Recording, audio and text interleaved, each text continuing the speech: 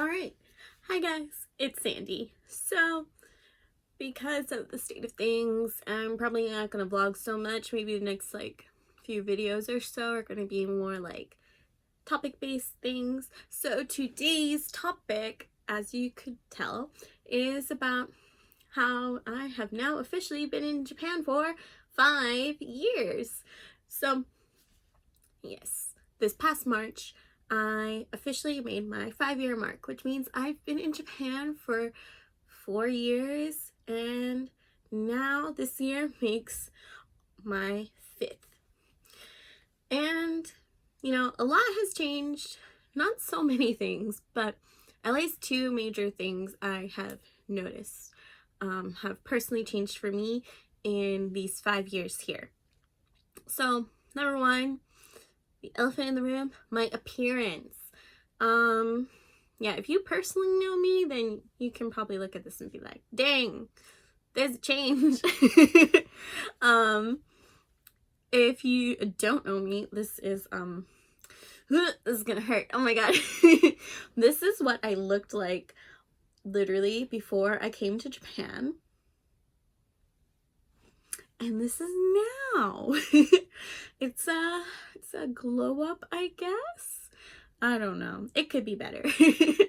But I mean, so yeah, honestly, I lost after 1 year of living here, I lost about 25 pounds, and this was really unconsciously losing weight. I didn't personally do anything to make this happen. It was just naturally from a diet change of living here, because foods here they use a lot less sugar, a lot less things are a lot healthier. So I mean, granted, there's still plenty of junk food you can buy here too, but just from the general diet change, I lost weight. And then once I had been living here for a year, I was like, all right, it's okay to dye my hair, so I'm gonna dye my hair, because I like dyeing my hair, as you can tell. And then I also switched over to wearing contact lenses. 1 year, my friend Aurelie bought me contact lenses as a Christmas gift, and after that I just kept maintaining wearing contacts, because honestly I'd always wanted to wear contacts. Getting made fun of as a kid for wearing glasses, not fun. So that being said, and then the last thing I did appearance wise was I started wearing a bit more makeup. I had been trying out makeup since maybe I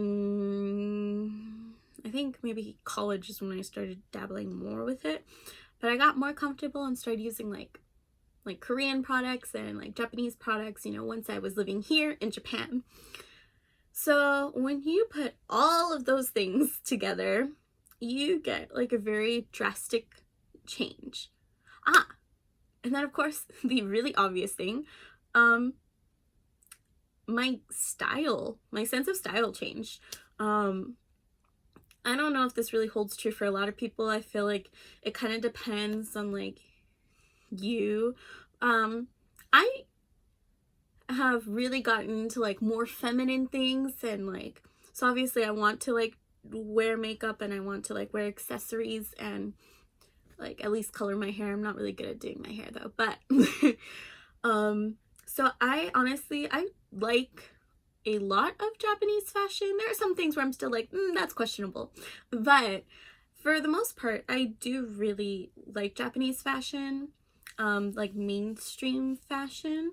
A lot of people think Lolita or Harajuku street fashion, but honestly, of course there's everyday casual wear that's really popular here, and for the most part most stores sell very similar things, if we're being honest, but I do like a lot of it.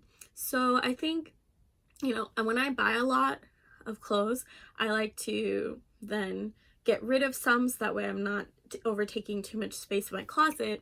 So through cycling through that, I actually probably only have 2 or 3 of my original clothes from the US with me. I think everything now in my closet is actually Japanese. So yeah, when you combine all of those things, there's an obvious appearance change that's happened. And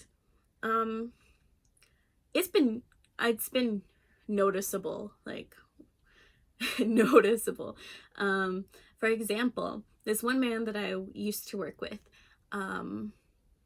after like the first year, and obviously, like, as I said, all these things changed pretty much around the same time, so it was very drastic. I had like a lot of people like notice and tell me that they noticed, and in a good way. They were compliments and stuff, which was really nice, because as somebody who does not have a lot of confidence, like, it did help. That's topic number 2. But I had one guy even tell me, like, oh, you used to look so American before, but you've gotten so pretty now. And I was like, this is not the compliment he thinks it is, but thank you. So yeah. But that also leads into number 2, confidence. Well, I can't really say that I'm a confident person yet. I've definitely made progress. Before, I was definitely extremely shy. I'm very introverted, and moving and uprooting all the way to not only a different city but a whole new country is very daunting, to say the least. And you have to actively be trying to make friends, because again, you have nobody. I mean, I was lucky and I knew like 2 people when I moved here, but even then, only 2 people. When you're living abroad, it's gonna get lonely. Like, you need to be actively trying to make friendships. And the stereotype about foreigners is that we're all very outgoing, we're all very friendly, we like have no problem making friends. A lot of people here believe that, and some people even kind of like rely on you to be that kind of foreigner. So if you're not actively the one constantly maintaining and keeping this friendship up, then sometimes nothing happens, and those friendships just kind of and that's happened a few times. And it's been difficult for me as somebody that's not good at like being able to talk to people and be so outgoing and out there. But I learned that I just have to pretend. In this case, I can be animated and friendly because I am talking to you guys, but I'm talking through my phone, so it's really easy. But in the normal day-to-day situation, it was extremely hard to adjust over. But the weird thing was, I found that I am actually extremely confident when I'm in a teaching situation. I don't know what it is, but there's just some like switch that I'm able to flip, and the moment I'm in the classroom, I can do it. And it's so interesting because back in like high school, I remember one project I had to go up front and like recite something, and I knew I didn't have it fully memorized, so I was already extremely nervous about doing this. I was so scared I was gonna fail. This project was like 70% of my grade. I literally got up there, I was shaking and sweating from how nervous I was, that literally my glasses fogged over and I couldn't see the classroom, and I was about ready to cry. That's the kind of person I was. And now I can be in a classroom. I don't know how many times I had to do demo lessons for Board of Education, where it's not only my 30 students, my teacher, me, and then 20 other teachers watching this demo while being filmed as well. And I could do it like that, nothing. It's crazy, honestly. But I've been able to translate a little bit of that kind of energy over to becoming friends and making friends with people. there's still times that I totally suck at it, but it's gotten better, that's for sure. So yeah, those are really the two main things. But as I said, it's been 5 years, but honestly, I had not planned to be here for 5 years.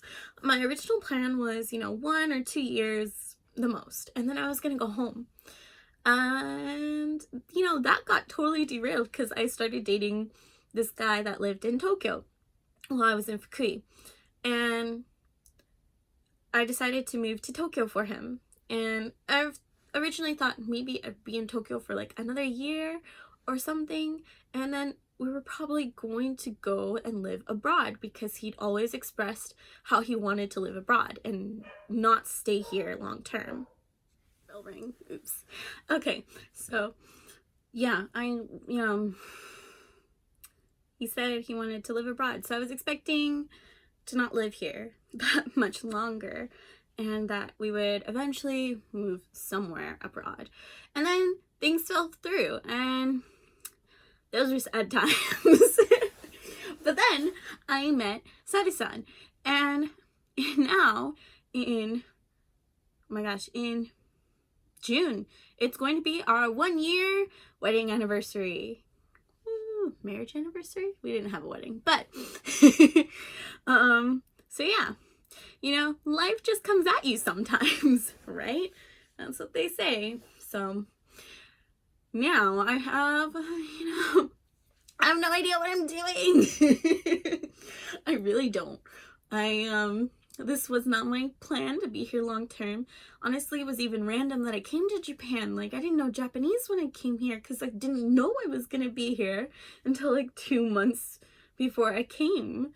So it's been fun times. But now the reality's set in. Like, I'm gonna be here long term. It's very obvious. There's no other way. Sari-san, I don't think he can't live abroad. So it's gonna be here, which now means that for now, I don't have so many long-term goals. I want to work where I'm working at currently for a long time. I like it, both places. And the only thing now is, we're gonna be honest. I did not study so hard because I was not expecting to live here so long. So now that I know that I'm definitely gonna live here a long time, my new goal is I want to get better at Japanese. As we already know, my Japanese sucks. So, it's fine enough to I can communicate with Sari-san, his family, some friends. I'm still really shy about using Japanese, and it's still, it's not superb.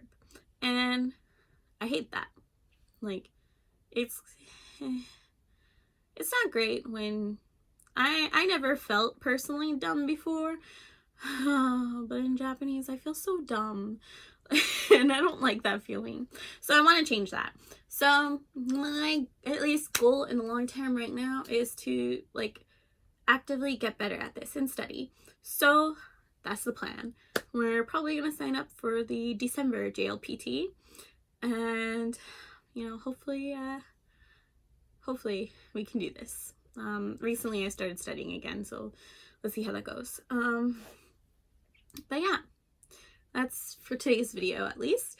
And if you like this video, then please give it a like down below. If you want to see more content, then please subscribe. And if you're studying a language, can you please tell me what you're using or any study tips? It'd be greatly appreciated. I'm not very good at studying. So thanks for watching and see you next time.